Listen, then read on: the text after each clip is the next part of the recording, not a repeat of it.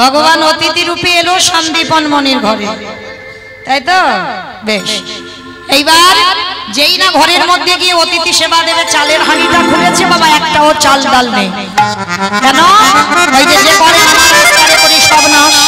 সব নাশ করে দিল, কিচ্ছু ঘরে নেই। আর এই সন্দীপনী মনির একটা 5 বছরের ছেলে আছে, যাকে বাবা আদর করে মধুমঙ্গল, বাবা মধুমঙ্গল বলতো না, বাবা আদর করে বটু বলে ডাকতো। এই কৃষ্ণের বন্ধু মধুমঙ্গল, বাবা হচ্ছে সন্দীপন মনি।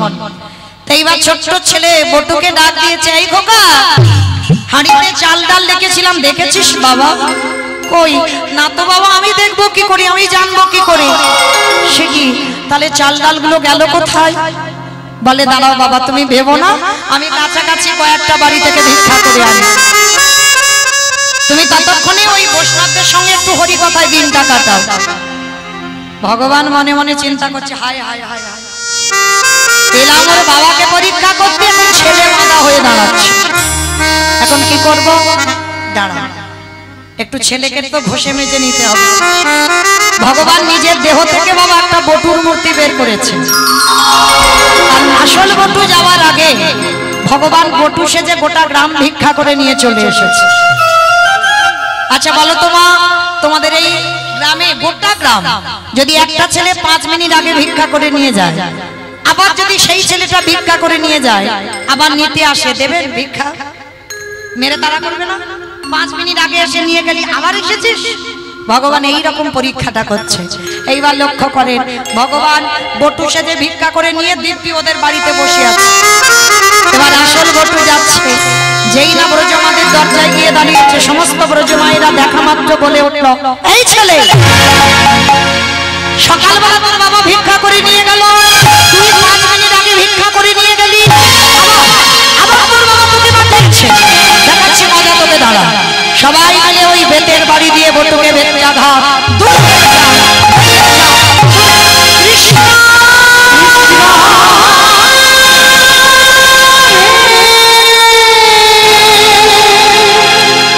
এত মারা মেরেছে, ছেলেটার সর্বাঙ্গ দিয়ে রক্ত ঝরছে। ছোট্ট বটু বলে উঠল, কৃষ্ণ, কেউ জানুক না জানুক, তুই ভালো করে জানিস আমি জীবনে কোনোদিন আসিনি, আজকের প্রথম। তবে শোন, আজকে যখন প্রথম ভিক্ষায় এসে এরা বলছে আমি নাকি 5 মিনিট আগে এসেছিলাম, কিন্তু তুই তো জানিস আমি আসিনি। ভগবান মুচকে মুচকে হাসছে আর বলছে, বেটা জব্দে পড়েছে, এইবার দেখি ও কি করে। ছোট্ট বটু সংকল্প নিল, এই দেহে যদি বৈষ্ণব সেবা দিতে না পারি, এই দেহ রাখবো না, এই দেহ যমুনার জলে ত্যাগ করে দেব। ভগবান ওদের বাড়িতে বসে চমকে উঠেছে, বাবা ও যদি জলে ডুবে যায় আমাকে তো কেউ ভগবান বলবে না, না না না, ছেলেটাকে মরতে দিলে হবে না, ওরে বাঁচাতে হবে। তাহলে কি করে বাঁচাবো? ভগবান কি করেছে, একটা পাখি রূপ ধারণ করেছে। এই তোকে মথুরাই দিল না তো কি হয়েছে, তুই বৃন্দাবন চলে যা। ছোট্ট ছেলেটা ভাবলো, তাই তো, বৃন্দাবনে গেলেই তো চাল ডাল পাবো। ও মায়েরা, আর যেই না বাবা যমুনার ঘাটে গেছে, দেখে না নৌকা নেই আর মাঝি নেই, আর ছেলেটা সাঁতার জানে না, তাহলে কি করে যাবে? চোখ দুটো বন্ধ করে নেমে গেছে জলে। কৃষ্ণ, রাখতে গেলে তুই রাখবি আর মারতে গেলে তুই মারবি। কৃষ্ণ নামটা স্মরণ করে বাবা যেই না ওই জলে নেমেছে, সঙ্গে সঙ্গে বলছে, বন্ধু দেখি তুই কি করিস, আমি তো সাঁতার জানি না, দেখি কি করে পার পারিস। দয়াল তোমার লীলা, দয়াল তোমার লীলা খেলা, ওগো বোঝা বড়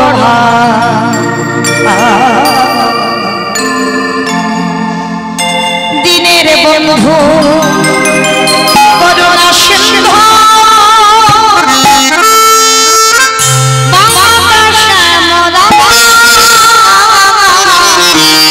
দয়াল বন্ধু করুণা সিন্ধু,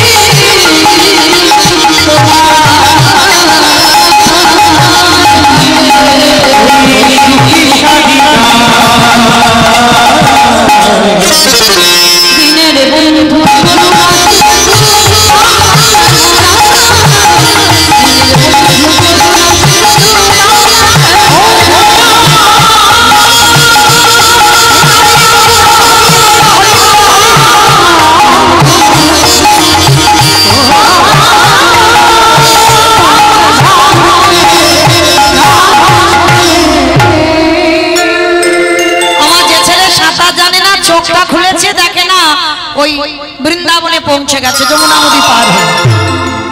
কৃষ্ণ তোর এত অহিতুকে কৃপা, তুই আমায় পার করে দিলি। মা পূর্ণমাসীর ঘরে বাবা চাল ডাল সবজি যা যা দরকার পুডলিতে করে বেঁধেছে, বেঁধে নিয়ে মাথায়তে তুলে নিয়েছে। আবার যমুনা পার হলে বৈষ্ণব সেবা হবে। অত সোজা নয়, ভগবান কুর্ম হয়ে জলের তলায় বসে আছে। আমায়রা কুর্ম মানে কি গো?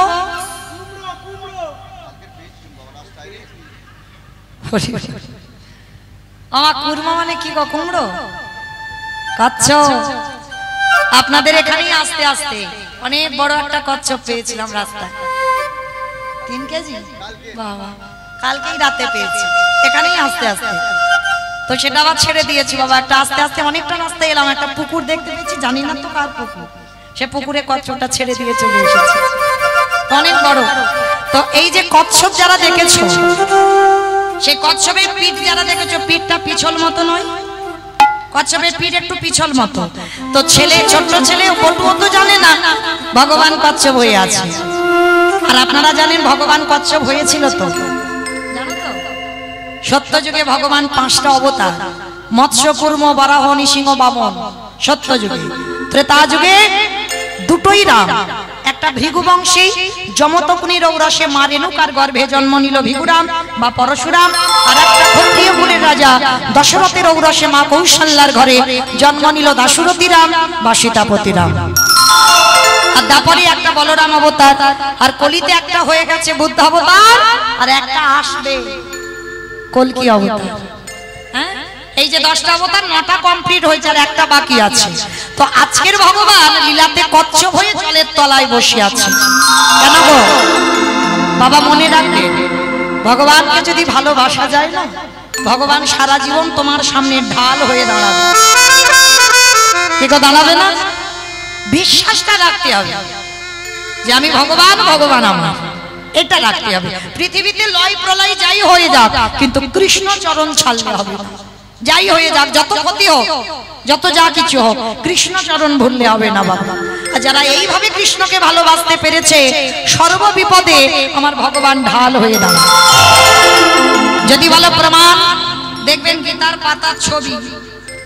আমার কথা নয় মা, বাড়িতে যারা যাবেন গিয়ে দেখবেন গীতার ছবিটা।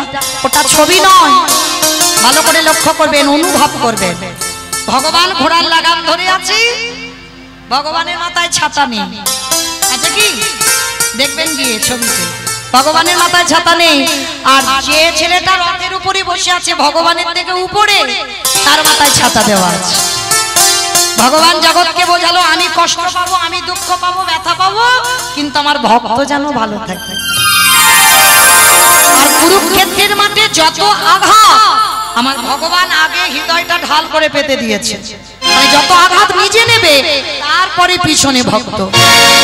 তো যার জন্য ভগবানের এত অহিতুকি কৃপা, যার জন্য ভগবানের হৃদয়টা ঢাল করে পেতে দেওয়া, সে ভক্তটা তো যেমন তেমন ভক্ত নয় বাবা। কি গো মাইরা, যার জন্য ভগবান কি কুরুক্ষেত্রের মাঠে হৃদয়টা ঢাল করে দিত? তাহলে ভক্তটা কে? ভালো করে শুনে নাও, ভক্তটা কে ছিল? বিষ্ণু থেকে ব্রহ্মা, ব্রহ্মার পুত্র উগ্রীব, উগ্রীবের পুত্র সোম, সোমের পুত্র বুধ, বুধের পুত্র পুরুরবা, পুরুরবার পুত্র আয়ুষ, আয়ুষের পুত্র নহুষ, নহুষের পুত্র যজাতি, যজাতির পুত্র যদু, যদুর পুত্র কুরু, কুরুর পুত্র জন্মেঞ্জয়, জন্মেঞ্জয়ের পুত্র গতিষ্ঠান, গতিষ্ঠানের পুত্র মনুষ্য, মনুষ্যর পুত্র চারুপল, চারুপলের পুত্র রুদ্রাসন, রুদ্রাসনের পুত্র হৃদেশ, হৃদেশুর পুত্র রক্তিনাথ, রক্তিনাথের পুত্র ব্যাভি, ব্যাভির দেবীর পুত্র দুষ্মন্ত, দুষ্মন্তর পুত্র ভরত, ভরতের পুত্র ইক্ষু, ইক্ষুর পুত্র সংবরণ, সংবরণের পুত্র সুধনু, সুধনুর পুত্র সহদ্র, সহদ্রর পুত্র যবন, যবনের পুত্র কৃতি, কৃতির পুত্র উপরিযবসু, উপরিযবসুর পুত্র জরাসন্ধ, জরাসন্ধর পুত্র সহদেব, সহদেবের পুত্র সমাচি, সমাচির পুত্র কুশু, কুশুর পুত্র জম্ভু, জম্ভুর পুত্র সুরত, সুরতির পুত্র বিহরত, বিহরতের পুত্র আজুকানু, আজুকানুর পুত্র অগ্রধর, অগ্রধরের পুত্র দেবঋষি, দেবঋষির পুত্র ঋক, ঋকের পুত্র বিদিক, বিদিকের পুত্র পতিত, পতিতের পুত্র শান্তনু, শান্তনুর পুত্র বিচিত্রবীর্য, বিচিত্রবীর্যের পুত্র পাণ্ডু, আর পাণ্ডুর তৃতীয় পুত্র যে রথে বসেছিল যার নাম হলো তৃতীয় পাণ্ডব অর্জুন।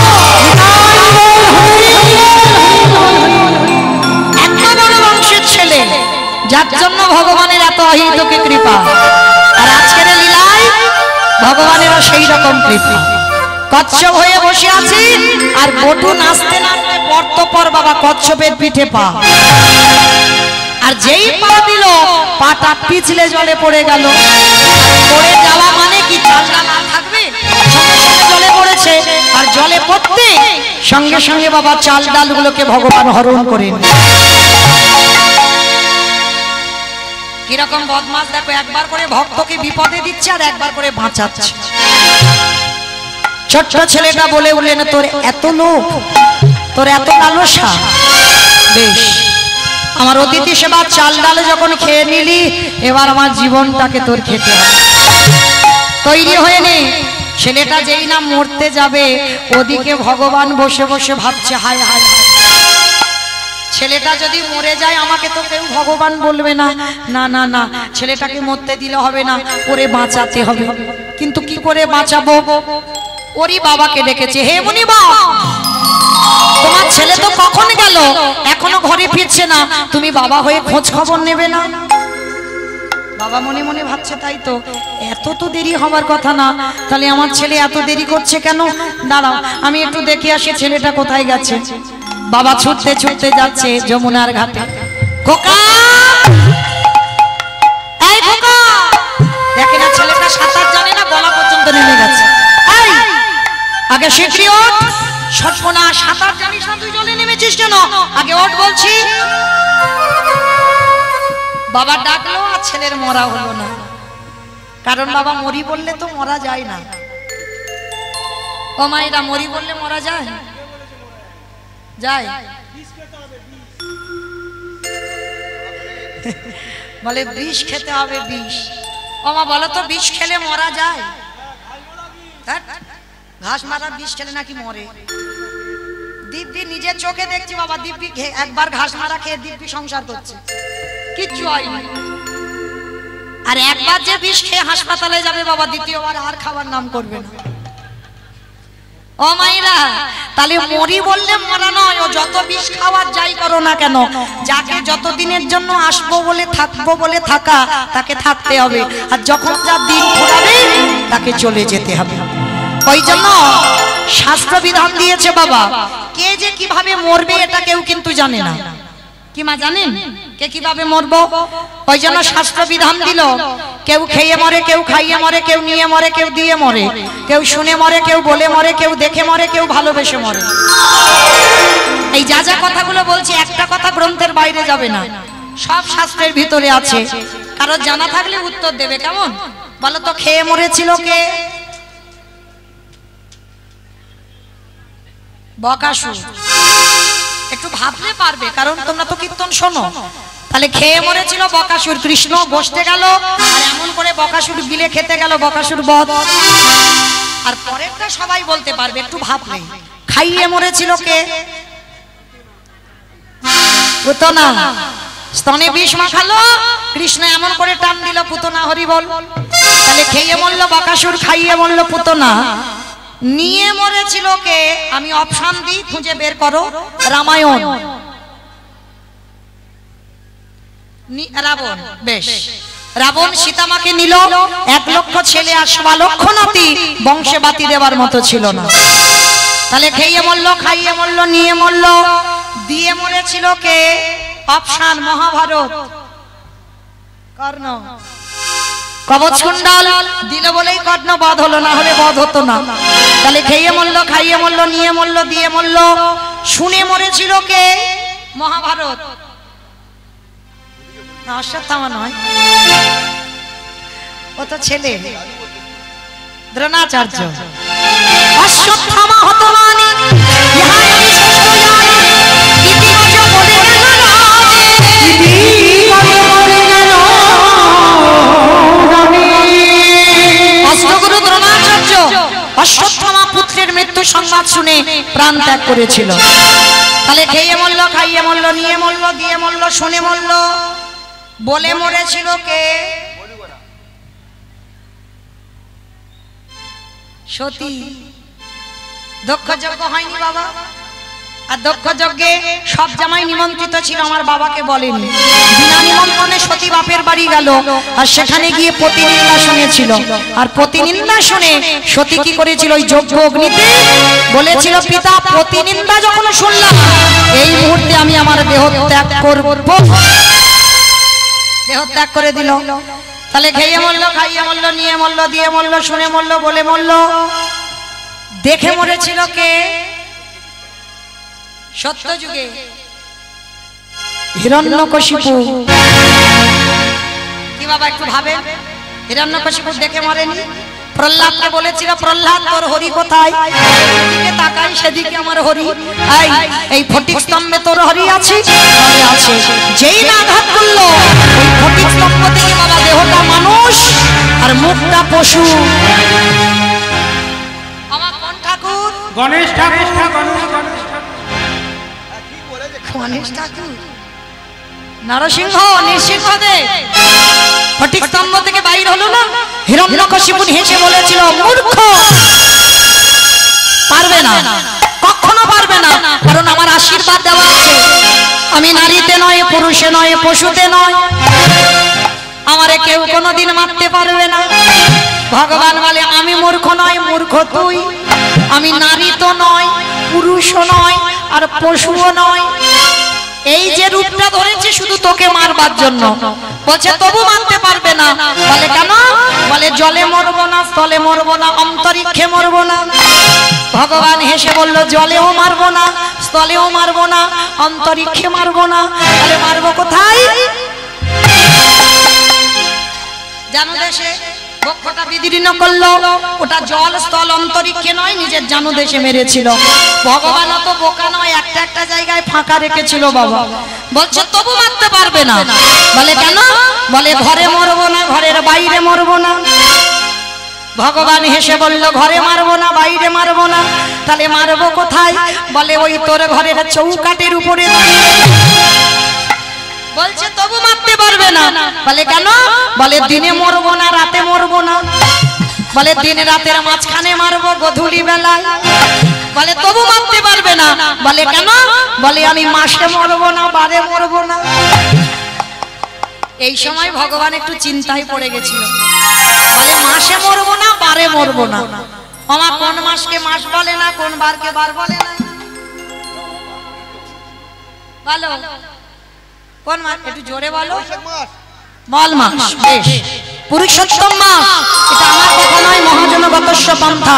মল মাসটাকে মাস ধরছে না, মল মাসের বারকে বার ধরছে না। আর ওই মল মাস সৃষ্টি করেছিল শুধু হিরণ্যকশিপুরকে মারবার জন্য।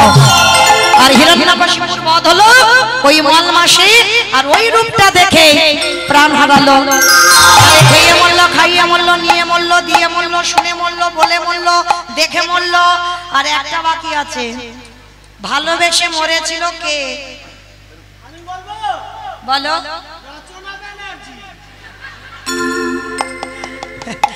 আমি বলেছি গ্রন্থের বাইরে একটা ভাষা যেন না যায়। হ্যাঁ, আর এখনো রচনা মরেনি। হরি বল। মায়েরা ও সিনেমা দেখে দেখে মাথাটার ওই অবস্থা, মানে রাত দিন গাড়িতে সিনেমা দেখতেই থাকে। তো যাই হোক, ভালোবেসে মরেছিল বাবা রাজা দশরথ। দশরথ ভালোবেসে মরেনি। কাকে ভালোবেসেছিল? রামকে ভালোবেসে নাকি মরেছে। ঠিক বলেছ। কইকেয়ী মাকে, রামকে নয়, কইকেয়ী মাকে। এই দশরথের 750 বউ ছিল, আর 750 বউয়ের মধ্যে 3টে ছিল প্রধানা, কৌশল্যা, কইকেয়ী আর সুমিত্রা। আর 3 জনের মধ্যে সব থেকে প্রেম বেশি ছিল কইকেয়ী মা।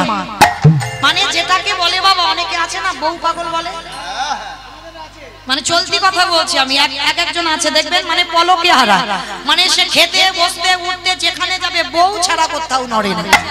হ্যাঁ, তো মনে রেখো মা, মানে দশরথ সেই রকম ছিল, মানে যুদ্ধে যাবে কোন বউকে নিয়ে যাবে না, কিন্তু কইকেয়ীকে রথে করে নিয়ে যাবে, মানে এত প্রেম। আর এমন ভালোবাসা বাসলো বাবা, কায়দা করে 2টো বর চাইলো। প্রথমবারে ভরত হবে রাজা, আর দ্বিতীয়বারে রাম যাবে 14 বছর বনবাস। আরে যখন রাম বনবাসী হলো, দশরথ কেঁদে কেঁদে বিছানায় পড়লো, অন্ধ হয়ে গেল কেঁদে। আর অন্ধ হয়ে একটা কথা বলে গেল মরার আগে, বলবো? আমাদের বলেনি, তোমাদের বলেছে। কি বলে? যারা আমার দাদা ভাইরা বাবারা যারা বিয়ে থা করেছে ভাইরা, তাদের বলেছে। কি বলেছে জানো? দশরথ মরার আগে কেঁদে কেঁদে বলল, তোরা যেন খবরদার আমার মতো বউকে ভালোবাসিস, ভালোবাস, কারণ বউ যেন মাথায় চড়ে না বসে। যাদের যাদের বউ মাথায় চড়বে, দশরথ কেঁদে অন্ধ হয়ে বলে গেল, ওগো তাদের দোষ না,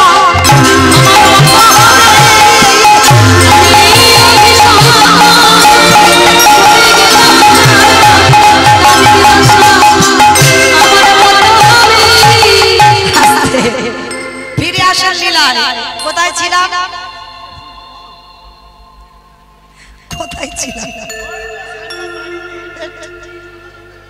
বেশ, যমুনার জলে ছেলেটা মরতে গেল, ছেলেটার মরা হলো না। এটাই তো তত্ত্ব বাবা, যেখানে যাই না কেন ঘুরে ফিরে আবার গোড়ায় আসতে হবে। হ্যাঁ, তাহলে চলো এইবার ছেলেটা যখন মরা হলো না, বাবা বলছে, খোকা কি দিয়ে সেবা দেব? বাবা, ওই যে দেখা যাচ্ছে দূরে একটা মুদির দোকান, আমাদের কি টাকা পয়সা আছে যে কিছুর বিনিময়ে কিছু আনবো? বাবা, টাকা পয়সা লাগবে না, ওখানে গিয়ে কিছু জিনিস চুরি করে। চুরি, চুরি মানে তো মহাপাপ। কে বলেছে চুরিতে পাপ? এ জগতে নিজের জন্য চুরি করলে পাপ, আমার ভগবানের জন্য চুরি করলে পাপ দশাই। আর অতিথি মানে নারায়ণ, অতিথি মানে নারায়ণ তো, আর সেই নারায়ণের জন্য চুরি করব। বাবা তুমি চিন্তা করো না, দাঁড়া। এইবার বাবা ছেলে দুজনে মিলে যাচ্ছে মুদি দোকান চুরি করতে, কিন্তু চুরিটা করবে কোথা থেকে, কি দিয়ে চুরি করবে? কৃষ্ণের কাছে গিয়ে ডাকছে, কৃষ্ণ তোর বাঁশিটা দে। বলে কি করবি? বলে কেন, বাঁশিটা আমি ওসি করব। আমা ওসি মানে বোঝো? দূর থানার ওসি না, ওসি মানে কি? হ্যাঁ না, ওসি মানে বাঁশি নয়, ওসি মানে মা কালীর হাতে আছে যেটা, খাড়া খড়গ। আজকে লীলাই পটু কানাইয়ের কাছে গিয়ে বলছে, কানাই তোর বাঁশিটা দে, আমি ওসি করব। হ্যাঁ রে, তোর মাথা ঠিক আছে? বাঁশি কোনদিন ওসি হয়? বলে হয় না। কি গো মা, আপনারা কি বলেন, বাঁশি ওসি হয়? হয় না? তাহলে কীর্তন শোনে না। হ্যাঁ, সেই যে নিধুবনে কৃষ্ণকালী, কি গো রাধারানী গেল না শ্যামা পূজা করতে অমাবস্যা তিথিতে? আর যখন কালী পূজাই গেল, সত্যি কি কালী পুজো ছিল? কৃষ্ণা পূজা ছিল। আর যখন বাদির দল খবর পেল ওই আয়ান হস্ত কালীর সাধনা করত, কালী ভক্ত ছিল, এইবার মা কালীর হাত থেকে খাড়াটা তুলে এনেছে, বলে বউ যদি প্রেম করে ওর কেটে 2 টুকরো করবে। বৃন্দাবনে সুখ পাখি রাধার কানে গিয়ে খবর দিল, রাধে কি করবে বলো, তোমার বাদির দল আসছে। আর তখন রাধারানী কান্নাকাটি বাঁধিয়ে দিল। তখন আমার গোবিন্দ বলেছিল, রাধে বিপদে গোবিন্দ গোবিন্দ গোবিন্দ প্রাণ গোবিন্দ রেখেছে এ দাসীর মা। দেবো না, আজকে কালী পুজোই হবে। আমার ভগবান দাঁড়িয়ে থাকতে থাকতে বাঁশিটা নিয়ে বাজাচ্ছিল, লীলা করছিল, আর বাজাতে বাজাতে একেবারে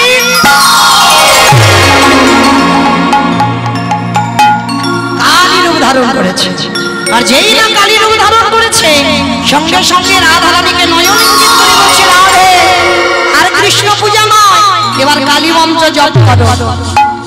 ও মায়েরা, যেহেতু আমার কমিটি দাদা ভাইরা শক্তি পূজা উপলক্ষে কীর্তন, শ্যামা পূজা উপলক্ষে কীর্তন, চলো দেখি একবার হাত জোড়ো করে সবাই বসো প্রত্যেকে। রাধা জয়তে মঙ্গলাকালী ভদ্রকালী কপালিনী দুর্গা ক্ষমা শিবধারিণী স্বাহা স্বাধাস্তুতে শিবে সর্বসাধিকে স্বরণে ত্রম্বকে গৌরী নমস্তুতে শ্রী শ্রী শ্রী দেবী নমস্কার শক্তি ভূতে সনাতনী গুণশ্রী গুণমোহন